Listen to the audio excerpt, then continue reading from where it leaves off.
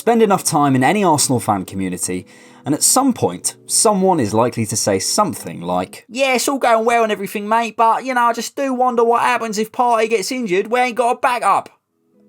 And I get it. It may be an inconvenient truth, but we are an objectively worse team by every important metric without Thomas Partey, and for the past 2 seasons, he's been injured in key moments for us. So many say we need a Partey backup. We need a Partey backup! Yes, got it. The Partey backup. It's like that one thing on the to-do list that seems to always be there, but you never quite get it done. Window after window, Arsenal never seem to quite find that perfect player to fill the Thomas Partey-shaped hole. Sambi had potential too, but it hasn't worked out that way. On my own to-do lists, I find when I finally get round to that thing that I've been procrastinating, it's normally because I didn't know how to approach it in the first place. I think there's a lesson there, and I think we can look at this from a fresh angle. But first, I want to talk to you about the sponsor of today's video, and that is OneFootball. OneFootball is an app that covers hundreds of football leagues, internationally and domestically, in incomparable detail. For live scores, stats, news, updates and more, OneFootball is the only app you need to follow football around the world. You can even stream certain games and leagues on the app totally for free. My favourite feature is the aggregator of news about your club, so you don't have to go searching around the internet on YouTube or Twitter or Reddit. It's all here in one feed for you. Say RIP to that 3-day United title race, all on the OneFootball app. Download the OneFootball app for free from the link in the description. No one gets you closer. Here is Thomas Partey's data radar, courtesy of Cannon's stats. 3 things immediately stand out: his tackle percentage, his ball recoveries, and his passes into the final third. Thomas Partey is that elite link between attack and defence. He doesn't carry too much, he doesn't dribble too much. Put simply, his main job is to receive the ball from a teammate, or recover the ball from or tackle the opponent, then play it forward, and he does that at a world-class level. He knits us together. Take him out, and you lose that connection, and Arsenal stop functioning so well. A backup for someone of that level, replicating those numbers and that level of performance, is simply not possible for 2 reasons. Firstly, no one that good wants to sit on the bench in the tracksuit, nice as Adidas make them. The only players getting close to Partey's numbers, able to replicate what he can do, are the very best 6s in the world. Rice, Rodri, Casemiro, Kimmich, those guys.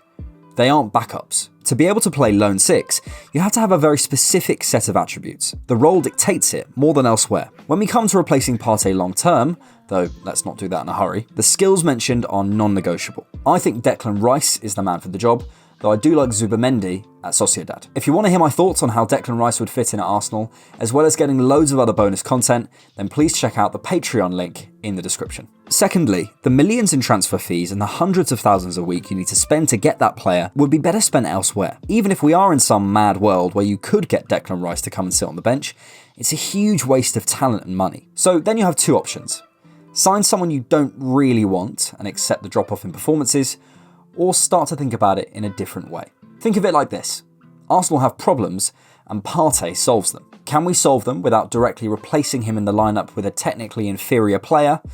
I think it's worth a try. Broadly speaking, though not all the time, at the moment Arsenal build up in roughly a 2-3-5 shape. Say Partey drops out, but instead of replacing him directly, Trossard comes in, and our build-up shape becomes something more like De Zerbi's diamond. To cover the space out wide, we use Saka and Trossard, who have both played wing-back before. This way, Zinchenko can become our passing hub. The guy can turn on a dime, his progressive passing numbers are a joke, and he could definitely replicate Partey's balls into the final third in there. For ball recoveries and the tackling percentage side of the job, with White and Gabriel a little closer to the centre knowing there's cover behind them, they can continue the trend that has been forming of our centre-backs becoming the guys who step out and engage early and high. In fact, at the moment, Gabriel and Saliba are almost becoming the first options to get the ball back in certain scenarios. This could be a high-intensity game for our wide players, but with more strength and depth now, I think we'd be okay. Out of possession, we could sit in our familiar 4-4-2 or 4-5-1 block, dependent on opposition. This, of course, threatens our build-up patterns. In fact,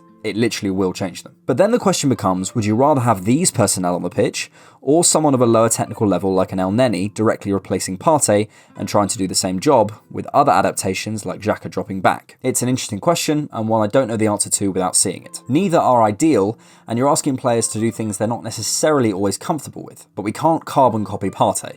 much as we'd like to. There's other ways we could do it as well. We can instruct Gabriel to be the aggressor in the back line to get the ball back early, then ask White to be the progressing guy with short combinations on the interior, with a Smith Rowe for example. We'd then shift Saliba slightly further over to cover the space, with Saka tasked with a bit more defensively. Again, now we have a bit more strength and depth, our wide players can run harder earlier. Smith Rowe can become a floater, a spare man, and you keep your wide triangles. In practice, these tactics may simply not work, and I really look forward to all the comments explaining in great detail why they wouldn't. I'm not sat here pretending I have all the answers, but nobody does. I just think the idea of backups renders a squad almost redundant, so we should try and use the versatility already within the squad, something I'm sure Mikel has thought of and probably partly informed his thinking behind signing such a versatile group. Signing someone whose sole role is to be backup is financial suicide. You are almost certain to lose money, as that player either won't play and lose value, or will play but won't play at the level you want and lose value as well. In the rare instances your backup makes excellent progress,